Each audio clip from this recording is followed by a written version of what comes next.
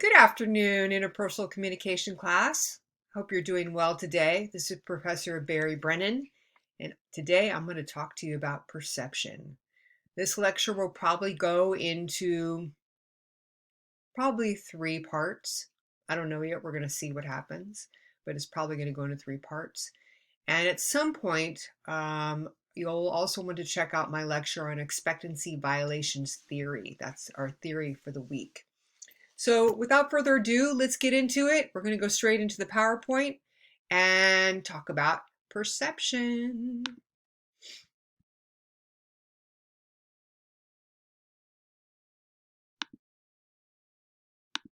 Okay. Don't you love that saying, what you see is what you get? Here's the truth about that, folks. That's not really true. Well, it's kind of true. There can be an argument that you could say it is true. But your true perception is your perception. If there's one thing I want you to learn from this, is your perception has so many filters on it. Really nobody sees what's really there about anything. So let's get into it and give you an understanding of what I mean by that. So the perception process, it is a process, by the way. We have this process called selection, where we actually select, focus on a piece of reality, right? Something that we see or hear or feel or touch. And then we organize it. And then we make some sense of it. Sounds like kind of like communication, right? We interpret it. You hear that's my kitty in the background. She wants to be part of this process too.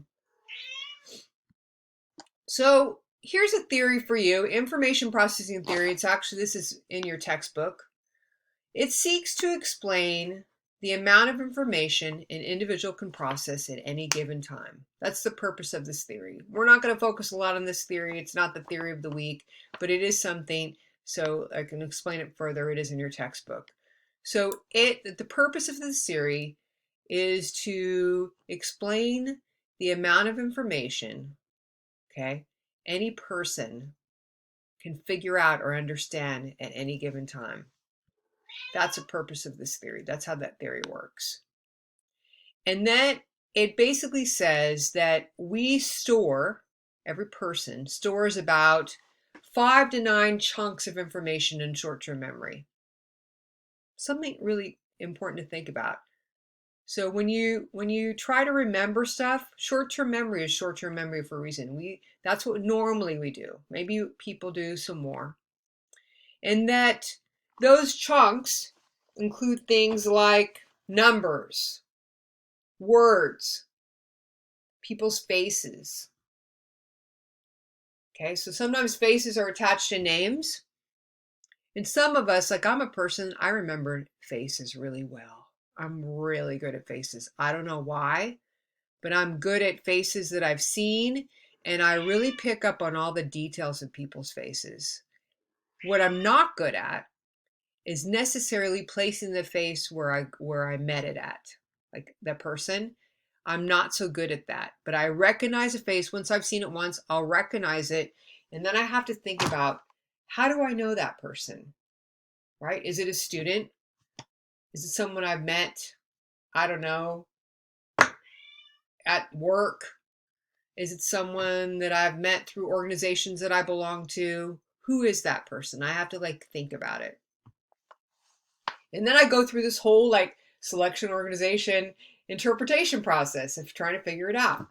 So, but this theory says basically that we chunk things, 5 to 9 chunks of information, things like those just short-term things that we have to know. And that we limit the amount of things that we allow to take in. Okay? Keep this in mind because we're going to be talking all about this. Remember I told you about the filters? We have these limits. If we were able to actually take in everything that was going on, then we'd probably be crazy. So our brains actually do that for a reason. It keeps us sane. It keeps us safe. like mentally, emotionally safe. We can't take everything in, okay? So we have a limited capacity in our information processing. We do have a limited capacity, some more than others. Some have a greater capacity. I want to say something about one of the ways if you want to increase your capacity is practice being present. That's where meditation often works because it helps increase your capacity for being present, which means being open to what's going on around you. All right, let's move on. Okay, selection process. Remember we talked about selection, organization, I almost forgot that part. Selection, organization, and interpretation. What does that mean by selection processes? What are we talking about that? So we have this thing about exposure. What we're exposed to, we select what we focus on by how close is it to us? Is it useful to us? And is it reinforcing, right? Is that thing that we keep seeing it over and over and over again? Does it reinforce something that we already believe or we already think? So our exposure and how we select what we focus on is based upon, is it close to us? Is it something we can see within our purview? Is it useful? We're not going to pay attention to stuff that's not useful to us. Is it reinforced? Is something that's going on and on and on and on and on and on? Okay. I just remember I got to turn my phone down. Okay. That's one way we see it. Another way we see it is, does it capture our attention? Okay.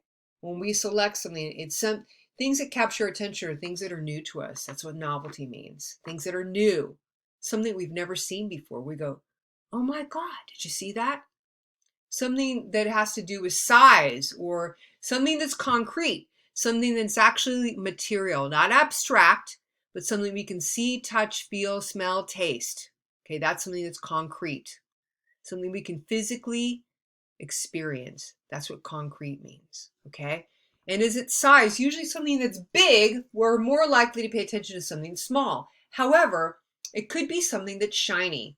And it made me think about the first time that my wife saw fireflies. We were in Tennessee. She'd never seen fireflies. We don't have them in California. She's a Californian. I've been to the South and the Midwest where they have fireflies. I've seen them before. But for her, it was completely new and completely exciting and captured her attention, right? She was focused. And then we were out in this field and we just like kept waiting to see the fireflies. You know, fireflies only happen for a period of time in the summer, like maybe a month or something, and then they're gone. It's really an interesting thing. Okay, and something that we were able to retain something is if it has primacy, meaning it's something that's like that we can feel it, it's immediate for us. And we're able to retain it also if it's something that's been recent, that goes to that short-term memory, right? Something that just happened and it's primary, it has primacy, meaning it's something that we feel we have some connection to. All those things go into our selection in our perception process, right? That the selection is one piece. So is it close to us? Is it useful? Is it something that's continuous, reinforcing?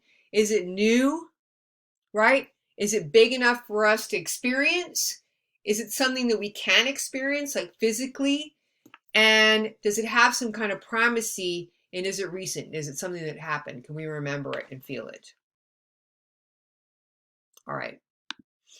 Organization. How do we organize things in our perception? We organize them, we talked about, in chunks. We have this thing called a schemata. Okay, this is a great word. That we organize things, information, in chunks of around particular topics. So you got a chunk in your head about what a best friend is. You got a chunk in your head about what family means. You've got a chunk about what school means. You've got a chunk about politics. You've got a chunk about racism. You've got these chunks. And there's connected, right? You can think of it as like a schemata, like a filing cabinet, right? Where you file it away. People talk about filing it away. But the schemata is the results of an individual's life experience. So most of you are young.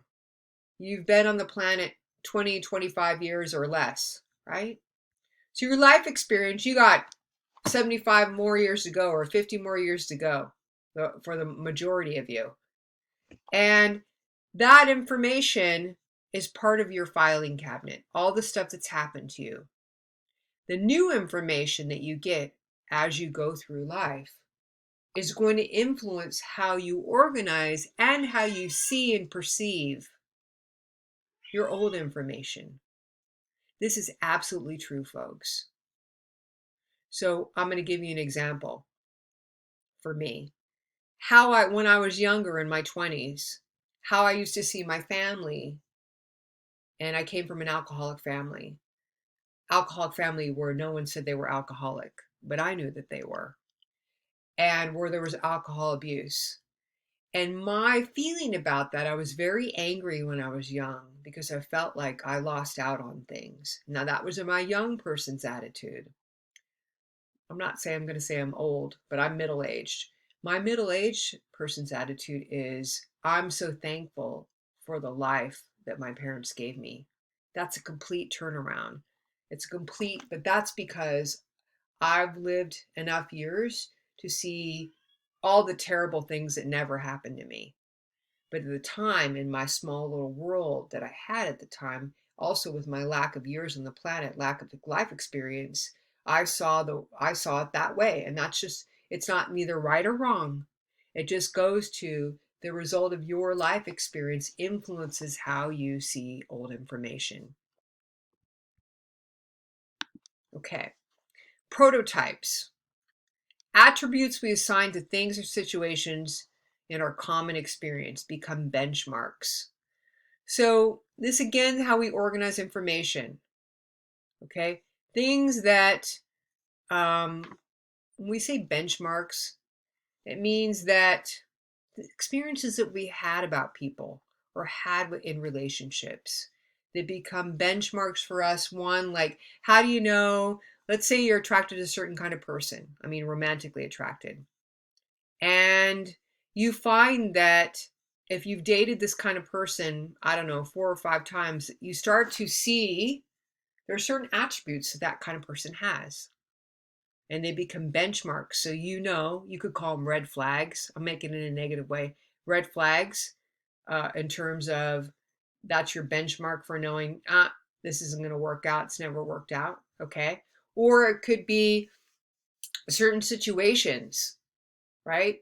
That we assign to certain experiences, our common experiences, people, prototypes, because we know that in this certain situation, this is what happens. My cat's giving me a hard time. Okay. Personal constructs. Also consider mental yardsticks we use to assess people and situations. All of us have that. This is ruled through our values, through our ethics, through our beliefs about people. We all have certain ways that we assess people and situations in which we judge them. Those are our personal contracts. Now, our constructs. Judging people is not a bad thing. Okay, I don't mean judge like putting them down. It means judging them, discerning. There's a difference between, my cat really wants me. Hang on. Oh gosh, here she is. There's a difference between judging and discerning. Okay, discerning is a good thing. Discerning is like your mental yardstick. How do you decide whether someone's good, right? Again, attributes we assign to situations from our common experience. Right? All of these go together in how we develop or organize our reality, right? We're always organizing our reality into something based upon our past experience, based upon what we know about situations and people, right? What we know from our karma experience when you think you're approaching a bad situation. It's not just your intuition, but these things, the attributes of that situation remind you, oh, this is a bad place. I got to get out of here. Okay, and finally, and we'll stop with this. Actually, I'm going to pick up with this. We're going to pick up with the stereotypes and stereotype threat in the next video.